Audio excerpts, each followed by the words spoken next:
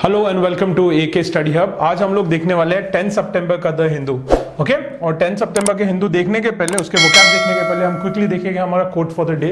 तो आज का कोट क्या? आज का कोट है हमारा कोई और नहीं, महात्मा गांधी जी से हमने लिया है। ठीक है, कोट क्या कहता है? बहुत शॉर्ट और बहुत पावरफुल कोट है। ठीक है, इनके खासियत थी, इनके जो कोट्स होते थे छोटे वर्ड्स में बहुत बड़ी बात किया जाते थे। जैसे हम अभी इनके एक वर्ड देखिए, क्या लिखा है? In a gentle way you can shake the world. ठीक है, एक बहुत ही सहज तरीके से, ठीक है, आप लोग पूरी दुनिया को, वर्ल्ड को शेक कर सकते हैं, दुनिया को हिला दे सकते हो। ठीक है, बेसिकली इस पॉइंट को समझने के लिए क्या करना है आपको, एक इंसिडेंट देता हूं मैं। जैसे पहले के ज़माने में, आज भी हम लोग सोचते हैं कि अगर दुनिया हिलानी है तो कुछ तो बड़ा करना है, कुछ बहुत पावरफुल करना है। ठीक है, और कुछ आउट ऑफ द बॉक्स करना है। ठीक है, उसी की वजह से हम लोग पूरी दुनिया हिला सकते हैं और बहुत एग्रेसिवली वो चीज़ करनी है। ठीक है, कोई ऐसी सोच नहीं रखता कि जेंटल तरीके से भी, बहुत ही सहज तरीके से, प्यार तरीके से हम लोग पूरी दुनिया को हिला भी सकते हैं, जो गांधी जी ने करके दिखाया था। राइट, ब्रिटिश तब का सुपर पावर था, 1940s का वो सुपर पावर था, उसको हिला दिया था और एकदम जेंटल तरीके से वो उन्होंने करके दिखाया था। और ये कोट आप कहाँ यूज कर सकते हो? जहां पे भी आपको डिसऑर्डर, केओस रिलेटेड क्वेश्चंस है, इंटरनल सिक्योरिटी या एक्सटर्नल सिक्योरिटी के ऊपर क्वेश्चंस आ रहे हैं। ठीक है, या फिर हम देख रहे हैं जैसे अफगानिस्तान का एकदम बर्निंग इशू है, एकदम हॉट टॉपिक है, वो इश्यूज में हम लोग ये कोट को यूज कर सकते हैं कि जेंटल तरीके से भी बड़े बड़े प्रॉब्लम्स को सॉल्व किया जा सकता है। ये भी एक पर्सपेक्टिव गांधी जी हमारे लिए देके गए थे। With that note we will go to our daily dose of vocab. अभी ध्यान दो, पहला वर्ड कौन सा है? पहला वर्ड है बहुत ही सिंपल, ठीक है, चर्न। प्रोनाउंस कैसे करोगे इसे? चर्न, चर्न करना। चर्न मतलब क्या होता है? It's a verb, stir vigorously in order to make butter. ठीक है, इसका कॉमन मतलब, ठीक है, हम जब बटर बनाते हैं ना, ओके, बटर बनाने के लिए जो चर्न किया जाता है, या आपने देखा दही को भी बहुत बार घोटते हैं, तो घोटना जिसे हम कहते हैं, दैट इज चर्निंग। ओके, और चर्निंग का हम देख रहे हैं कि स्टरिंग विगरसली। स्टरिंग मतलब जो हम मिक्स करने का जो एक्शन होता है ना, उसको स्टर बोलते हैं। राइट, और जोर जोर से। बट आपको एक और चीज समझनी है, ये जो वर्ड्स होते हैं ना, जैसे चर्निंग, ये जो डे टू डे बेसिस में हम लोग जो वर्ड्स यूज करते हैं, यानी हम लोग पॉलिटिकल और सोशल लाइफ में भी यूज करते हैं। ठीक है, एक चर्निंग का मतलब होता है डेलिब्रेशन। ठीक है, मतलब क्या? सोच विचार। ठीक है, लेट्स से अगर कोई पॉलिटिकल लोग बैठ के बातें कर रहे हैं तो इसे हम लोग बोलेंगे पॉलिटिकल चर्निंग। ठीक है, या सोशल चर्निंग, या पॉलिटिकल इवेंट्स एक के बाद एक टेक प्लेस हो रहे हैं तो will call them political churning. ठीक है, इस तरीके से हम लोग जो प्रैक्टिकल वर्ड्स है उन्हें हम लोग हमारे यूज के लिए यूज करते हैं, किसी चीज को अच्छे से एक्सप्लेन करने के लिए, पोएटिक तरीके से एक्सप्लेन करने के लिए वी यूज देम। ठीक है, थोड़ा सा उसमें ड्रामा डालने के लिए we use such words. Right, तो चर्न का मतलब हमने देखा है एक बटर बनाने के लिए, दूसरा हमने देखा, नेक्स्ट देखो अभी, बी एजिटेटेड। ठीक है, बी एजिटेटेड भी एक उसका मतलब हो सकता है। ठीक है, बी एक्टिव, एजिटेटेड, ठीक है, या कुछ करने का है। ठीक है, you have to take some steps, तो उसके लिए हम बोलेंगे चर्निंग। देखो अभी सिनोनिम्स क्या हो गए इसके? Boil, moil, roil. ठीक है, ये तीनों इसके सिनोनिम्स आएंगे। तो आपको एग्जाम में ऐसे दे सकते हैं, चर्न दे देगा, रॉयल दे देगा, बोले कभी देखा ही नहीं, इसका मतलब ये नहीं हो सकता। तो देखो इसको, ये भी उसके सिनोनिम्स हो सकते हैं। उसका एक एग्जांपल देखो, the sea was churning in the oh storm. ठीक है, एक स्टॉर्म आया था, और वो स्टॉर्म, जैसे हम लोग देखते हैं ना, एक बड़ा सा साइक्लोनिक स्टॉर्म आता है, और जब वो आता है तो पूरा का पूरा सी, उसके साथ भी हम देखते हैं कि बड़े बड़े वेव्स आते हैं। ठीक है, तो एक फीलिंग आती है कि जैसे वो स्टॉर्म जो है वो सी को चर्न कर रहा है, उसको घुमा रहा है। That is what churning is. Right, तो ये उसका एग्जांपल हो जाएगा। नेक्स्ट देखेंगे हम होलिस्टिक। ठीक है, ये होलिस्टिक का मतलब क्या होता है? इसको होली के साथ कंफ्यूज ना कर लो। होली मतलब पवित्र होता है, ये होलिस्टिक कुछ और है। क्या देखते हैं हम लोग, ये एक एडजेक्टिव की तरह हम यूज करेंगे अभी।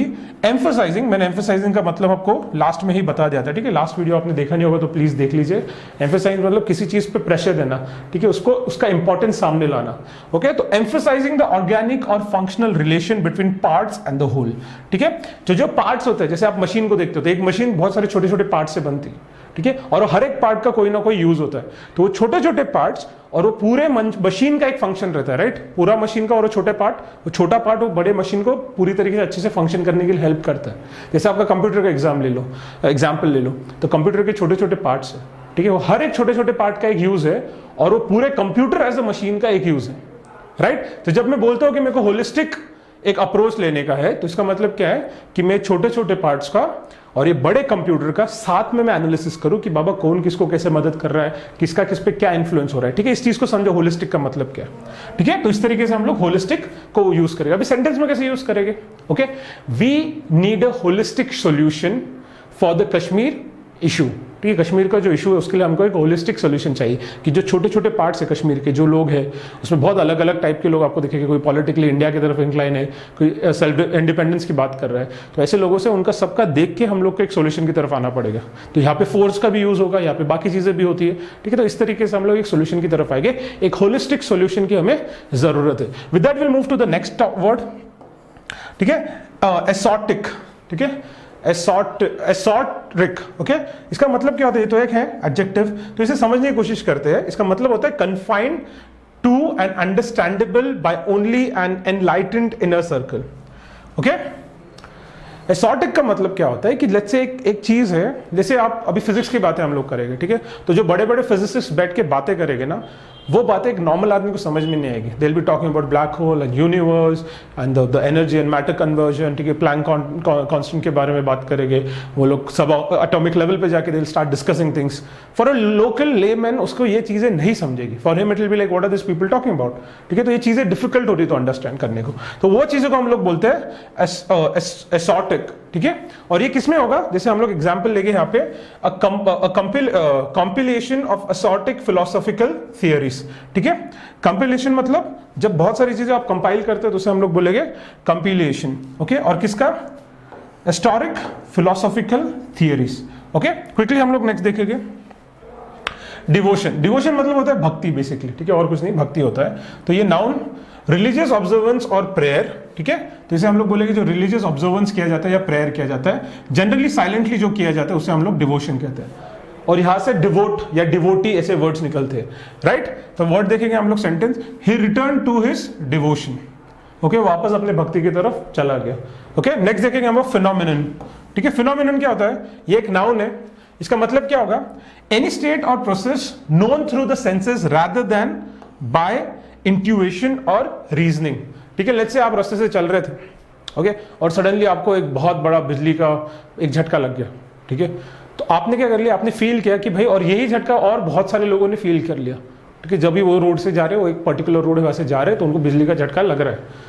तो ये हो गया एक फिनोमिनन कि आप बोले कि भाई यहाँ पे एक फिनोमिनन है कि यहाँ से कोई जाएगा तो उसको झटका लगेगा, ठीक है। आपने उसके ऊपर रिसर्च किया नहीं, आपने ढूंढा उसके पीछे का रीजन क्या है, बट पता ये होता है क्योंकि आपके सेंसेस ने उसको फील किया, ठीक है। तो ये हो गया एक फिनोमिनन, ओके, जैसे रेनबो एक फिनोमिनन है, बट जब आप उसको स्टडी करते हो तो आपको पता चलता है उसके पीछे के रीजंस। तो ठीक है, वो रास्ते से जाते जाते आपको करंट के झटके लग रहे हो, फिर बाद में आपने ढूंढ लिया कि बाबा नीचे से एक वायर जा रहा था और वायर के कुछ पार्ट एक्सपोज्ड है, लोगों का पैर गिरता है और उनको शॉक लग रहा है। सिंपल सी बात है, ठीक है। तो जो चीजें हम लोग देखते हैं और हमारे सेंसेस उनको महसूस करते हैं और उसके ऊपर से हम लोग एक कंक्लूजन पे आते हैं, तो उसे हम लोग कहेंगे फिनोमिनन, ठीक है। तो कोई भी फिनोमिनन हो सकता है, ओके, तो इसका मतलब फिनोमेना। तो ये बहुत ज्यादा साइकोलॉजिकल फिलोसॉफिकल बात है, ठीक है। नेक्स्ट देखेंगे हम लोग इंट्यूशन, ओके। इंट्यूशन मतलब बेसिकली कि फील करना कि ये चीज होने वाली या हो सकती है, ठीक है। कभी कभी बहुत बार आपको लगता है कि यार मेरे को इंट्यूशन था कि ये चीज होगा, मेरे को फील हो रहा है कि ये चीज होने वाली, कुछ तो बुरा होने वाला है, कुछ तो अच्छा होने वाला है, राइट। तो उसे हम लोग कहते हैं इंट्यूशन। जैसे नाउन इंस्टिंक्टिव नोइंग, ठीक है, इंस्टिंक्टिव नोइंग, इसका हम लोग मीनिंग देखेंगे N impression that something might be the case, okay. तो ऐसी चीज है कि एक आपको फील होता है कि ये पर्टिकुलर चीज होने वाली है, ऐसा हो सकता है, राइट। सिनोनिम देखेंगे हम लोग हंच, उसको प्रोनाउंस कैसे करेंगे, हंच या सस्पिशियन, ठीक है, सस्पिशियन या hunch, these are the words. हम सेंटेंस देखेंगे, he had an intuition that something had gone wrong. क्या, किसको इंट्यूशन था, इसको ऐसा पहले से आभास हो रहा था, ठीक है, आभास विल बी द हिंदी, पर मैं कोशिश करता हूँ कि हिंदी ट्रांसलेशन से ना बताओ, क्योंकि बहुत बार बच्चे गलती करते हैं कि हिंदी और इंग्लिश वर्ड्स को साथ में मिला के उनको याद रखने की कोशिश करते हैं। आप इंग्लिश सेंटेंसेस से इंग्लिश वर्ड्स को याद रखो, तब जाके आपको अच्छे से याद होगा और कभी भूलोगे नहीं। हिंदी इंग्लिश करोगे तो चीजें थोड़ी मुश्किल होगी, ठीक है, इसके वजह से ऐसे वर्ड्स ना यूज करो। ही had an intuition that something had gone wrong, ठीक है। नेक्स्ट अभी हम इडियम्स एंड फ्रेजेस देखेंगे। तो पहला इडियम है turn a deaf ear to, ठीक है, turn a deaf ear to, ठीक है। मतलब क्या, जो कोई आदमी बोल रहा है ना, let's say someone is talking to me and I say that I turned a deaf ear to, I turned a deaf ear to him, okay. इसका मतलब क्या हो गया कि मैंने उसकी बात सुनी नहीं या उसकी बात सुन के मैंने छोड़ दिया। बेसिकली इसका मतलब ये भी हो सकता है कि मैंने उसको अटेंशन नहीं दिया, not to pay attention, okay. Next देखोगे under the knows.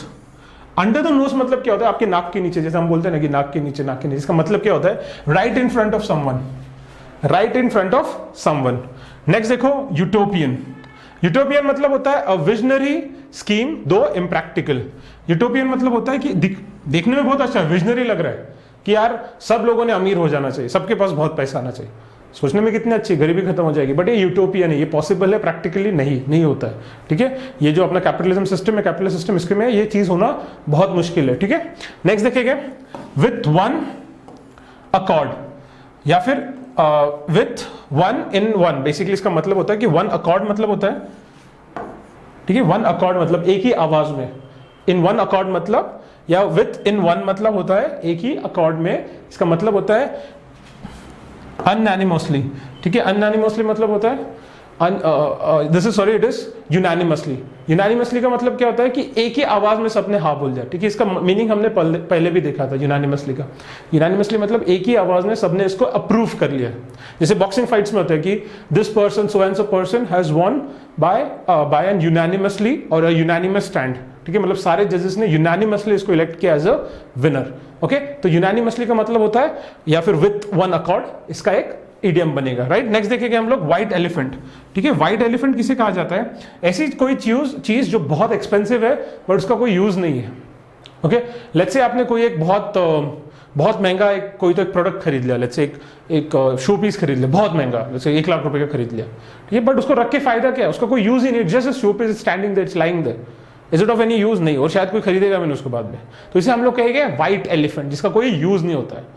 Right, next देखेंगे हम लोग हर्क्यूलिन टास्क। हर्क्यूलिन टास्क मतलब हर्क्यूलिस जो था ना, एक ग्रीक कैरेक्टर है और बहुत स्ट्रांग था वो। ठीक है, बहुत स्ट्रांग था और वो किसी से भी फाइट कर लेता था।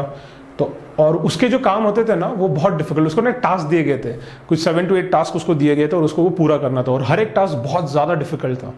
तो जो हर्क्यूलिन टास्क होता है उसका मतलब होता है कि एक डिफिकल्ट टास्क। ओके, इसके पहले मैंने अकीलीस हील के बारे में बोला था। ठीक है, ये भी ग्रीको रोमन उसी कल्चर से सारे वर्ड्स आते हैं। हर्क्यूलिन टास्क हो गया या अकीलीस हील हो गया। ठीक है, अकीलीस हील का मतलब आपको अभी भी पता हो तो प्लीज कमेंट सेक्शन में आप दे देना। ओके, और हर्क्यूलिन टास्क मतलब ऐसा टास्क कि जो करना बहुत डिफिकल्ट है। ठीक है, टास्क रिक्वायरिंग ट्रेमेंडस एफर्ट्स। ठीक है, बहुत ज्यादा एफर्ट उसमें लगेंगे।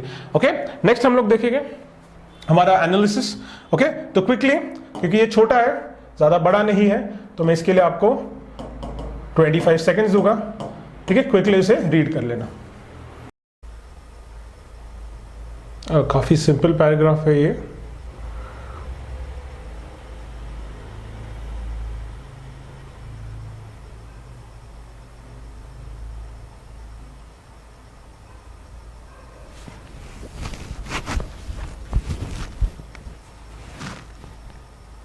ओके, हम इसे देखेंगे अभी। क्या कह रहा है paragraph? The global security landscape is undergoing a churn. ठीक है, जो ग्लोबल सिक्योरिटी लैंडस्केप मतलब क्या है कि जो एक ग्लोबली, ठीक है, ग्लोबली जो एक सिक्योरिटी का एक अंडरस्टैंडिंग था, ठीक है, वो क्या हो रहा है? It is undergoing a churn. ठीक है, चर्न का मैंने आपको बताया पहले मतलब बताया कि इसका मतलब होता है हिंदी में मंथन। ठीक है, बेसिकली कि एक तरीके से उसके अंदर बहुत गड़बड़ी हो गई है। ठीक है, अब समझ नहीं आ रहा कि उसमें से क्या रिजल्ट्स आएंगे। ठीक है, क्रिएटिंग, ये जो चर्न है, ठीक है, ये जो मंथन हो रहा है उसमें से क्या निकल रहा है? Creating complexities. ठीक है, बहुत सारे कॉम्प्लेक्स चीजें निकल रही है, and new realities unlike any time in the recent past. ठीक है, कॉम्प्लेक्स चीजें, बहुत ज्यादा कॉम्प्लेक्स चीजें हो रही है वहां पे, प्लस नए रियलिटीज भी निकल रही है, जस्ट ये जो ग्लोबल सिक्योरिटी लैंडस्केप में चेंजेस हो रहे हैं। ओके, और ये अभी रिसेंट पास्ट में देखा नहीं गया, ये अभी बहुत सालों बाद ऐसा कुछ बड़ी चीज हो रही है। Right, from rising China to the pressures of climate change, from the challenges of counter terrorism to a seemingly never ending COVID-19 pandemic, the 4 C's, the old order is collapsing much faster than the ability of the new of nations to create the foundations of a new one. क्या हो रहा है? देखो, ये 4 C's के बारे में बोल रहे हैं। कौन से 4 C's है? ये 4 C's है, पहला है काउंटर टेररिज्म, ओके, दूसरा है चाइना का राइजिंग प्रेशर, फिर हम लोग देख रहे हैं क्लाइमेट चेंज, और उसके साथ जो लास्ट है वो है कोविड-19। तो ये 4 C's बहुत बड़ा प्रॉब्लम क्रिएट कर रहे हैं। और वो क्या हो रहा है उसके साथ? आप देखिए, जो ओल्ड ऑर्डर था वो ओल्ड ऑर्डर अभी कोलैप्स हो रहा है। ओल्ड ऑर्डर मतलब ये 4 चीजें होने के पहले जो एक पॉलिटिकल सिस्टम था, ठीक है, या फिर हम इसे ग्लोबल एक सिस्टम बोल सकते हैं, वो अभी कोलैप्स हो रहा है, और एक नया सिस्टम बनने के पहले ही और ज्यादा प्रॉब्लम्स आ रहे हैं। ठीक है, जैसे यहाँ पे क्या उन्होंने यूज किया, मच फास्टर। ठीक है, जो ओल्ड ऑर्डर है इतना जल्दी कोलैप्स हो रहा है, बट जो नए ऑर्डर्स है, ठीक है, जो नए फाउंडेशंस है वो बन नहीं पा रहे उतनी तेजी से। बेस्ट एग्जांपल आप ले लीजिए ना, कोविड में क्या हो रहा था कि बहुत सारे लोगों ने अपनी जान गंवाई क्योंकि इंफ्रास्ट्रक्चर उतना अच्छा नहीं था, even in our country. Right, अब मुझे बताइए कि कोविड तो बहुत तेजी से फैल रहा है, चीजें बहुत तेजी से चेंज हो रही है, बट हमारे पास क्या उतना स्ट्रांग इंफ्रास्ट्रक्चर बन गया है? अभी तक तो नहीं बना है। मे बी थर्ड वेव से भी बड़ा भी हो सकता है और बहुत सारे इश्यूज भी हो सकते हैं। That is what the writer is saying over here. National security debates and discourses are quietly but surely undergoing an almost revolutionary transformation। ठीक है, जो नेशनल सिक्योरिटी के जो डिबेट्स थे, पहले जो नेशनल सिक्योरिटी को देखने का नजरिया था, ठीक है, ये चार चीजें फोर्सेस आने के पहले जो स्ट्रांग हो रही है फोर्सेस बहुत ज्यादा, हम लोग देख रहे क्या थे, वो नजरिया एक रिवोल्यूशनरी तरीके से, एक क्रांतिकारी तरीके से, एक बहुत बड़े लेवल पे बदलाव दिख रहा है हमको। और वो बदलाव कैसा है? क्वाइटली बट श्योरली, ठीक है, धीरे एकदम शांति से हो रहा है, बट कंफर्मली वो हो रहा है।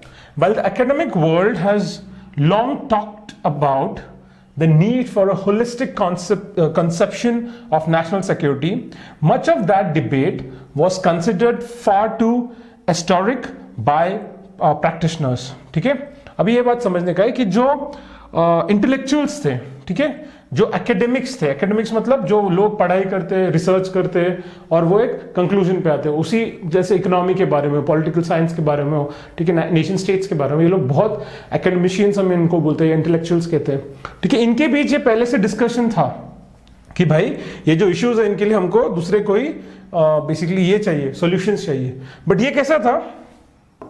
हिस्टोरिक सॉल्यूशन था, ठीक है, हिस्टोरिक बातें थी, मतलब ये सिर्फ वो उनके लेवल तक ही रह गई थी। ओके, ये सिर्फ जो इंटेलेक्चुअल्स उनके तक ही ये बातें चल रही थी, नीचे ट्रिकल डाउन नहीं हो रही थी। Okay, today it is the policy maker and practitioners themselves that are leading the emerging consensus on the need to the fundamentally reassess of our assumptions about national security thinking.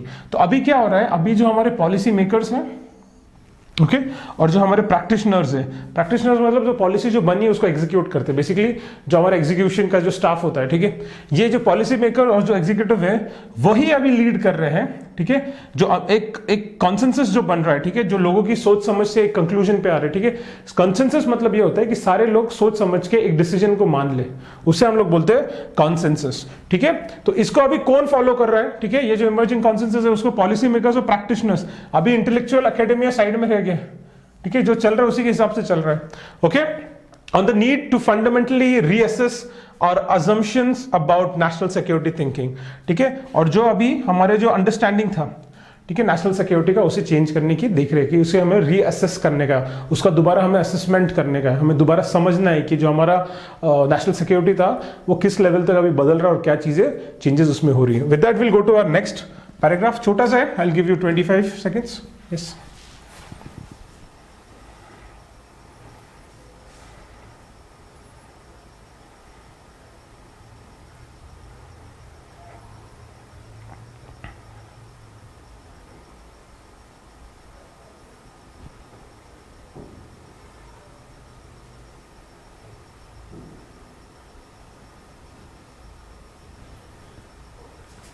Okay, तो ये किसके बारे में हम लोग इसे पढ़ेंगे? ठीक है, तो Anthony Fauci, okay, an 80-year-old scientist, doctor and public servant, has become an unlikely cult hero for millions of people during the COVID pandemic। ठीक है, एंथनी फाउची ना ये यूएस के एक डॉक्टर है, रिसर्चर है, 80 इयर्स के, ठीक है, और ये कल्ट हीरो जैसे इमर्ज हो गए। कल्ट हीरो मतलब एक पंथ, कल्ट मतलब एक पंथ की तरह होता है, ना पूरी तरीके से कोई रिलीजन है, ना पूरी तरीके से कोई इंडिविजुअल का ग्रुप है, वो बेसिकली एक उसके कुछ रिचुअल्स होते हैं, उनके एक हीरो होते हैं, ठीक है, इस तरीके से एक कल्ट फॉर्म होता है जिसे हम लोग पंथ बोल सकते हैं, राइट। तो जो पंथ है उसके हीरो ये एंथनी फाउची उभरे, ठीक है, और क्यों? क्योंकि उन्होंने कोविड पैंडेमिक में कुछ काम किया, अच्छा काम किया होगा करके बन रहे, right. Now the phenomenon says much about his devotion to saving lives। ये जो फिनोमेनन आया ना, ये फिनोमेनन कौन सा? कि एंथनी फाउची को एक कल्ट हीरो की तरह देखे जा रहा है। ये क्या बोल रहा है? इसने जो लाइव्स बचाई उसके वजह से ये सामने आ रहा है कि कोविड के टाइम में इनकी बातों की वजह से, इनके एक्शंस की वजह से बहुत सारी लाइव्स बची। As well as his willingness to listen and his role as candid truth teller, ठीक है, और इसका जो विलिंगनेस है ना, विलिंगनेस मतलब इसकी जो इच्छा है दूसरों की बात सुनने की, और एक कैंडिड ट्रूथ टेलर है, सहज ही वो अपना सच जो है वो बता देता है, ठीक है, छुपा के नहीं रखता, जो है वो बता देता है, एकदम कैंडिडली वो सारी बातें बता देता है। But it also reveals much about the US, ठीक है। तो ये जो चीजें हो रही है ना, ये यूएस के बारे में बहुत सारी चीजें बताती है। रिवील करना मतलब बताती, क्या दिखाती है? A polarized country where face masks and vaccines have become as controversial as abortion and gun rights and where science itself is under siege. तो यूएस के बारे में क्या बता रही है कि यूएस में अगर आपको पता होगा तो अबॉर्शन और गन राइट्स का बहुत बड़ा इशू है, ठीक है। अबॉर्शंस बहुत सारे स्टेट्स में अभी भी इलीगल है और गन राइट्स के लिए अभी भी झगड़ा होता है कि कुछ लोग बोलते हैं, ज्यादातर बोलते हैं कि लोग गन्स होने चाहिए कि नहीं। वहां पे प्राइवेट लोगों के पास भी अपने घरों में भी गन रख सकते हैं, आसानी से लाइसेंस मिल जाता है, ठीक है। तो बहुत सारे लोग इस पर भी डिबेट करें कि गन होना चाहिए या नहीं और अबॉर्शन के राइट्स कैसे होने चाहिए, ठीक है। तो वो जो ये तो थे ना, ये नोन थे, ये जो फाइट्स थे इसको काफी नोन फाइट्स बोला जाता है यूएस में। बट अभी हो क्या रहा है, ये मास्क पहनना क्या नहीं और वैक्सीन लेने क्या नहीं, यहां तक लोग आपस में झगड़ रहे हैं। जो सदर्न यूएस है वो बहुत ही ज्यादा ऑर्थोडॉक्स और रिलीजियस बिलीव्स को मानता है, ठीक है, और उसको बाइबल बेल्ट कहा जाता है। तो वो लोग वैक्सीन और मास्क के खिलाफ है, जो सदर्न अमेरिका है। और वो ही लोग हैं जो अबॉर्शन के खिलाफ है और वो गन्स राइट को सपोर्ट करते हैं, ठीक है। और जो लिबरल्स है, ठीक है, वो अपोजिट साइड में, वो इनके सपोर्ट में, किसके, मास्क और वैक्सीन के सपोर्ट में। तो ऐसा एक पोलराइज्ड अमेरिका अपने को देखने को मिल रहा है। पोलराइज्ड मतलब जैसे अगर मैं यहाँ पे अर्थ ड्रॉ कर दूं, ठीक है, तो ये नॉर्थ पोल होगा और ये साउथ पोल होगा। तो पोलराइज मतलब ऐसा समझो कि कुछ लोग यहाँ पे उनके ओपिनियंस एकदम नॉर्थ पे और कुछ लोगों के ओपिनियंस उसके एग्जैक्ट ऑपोजिट।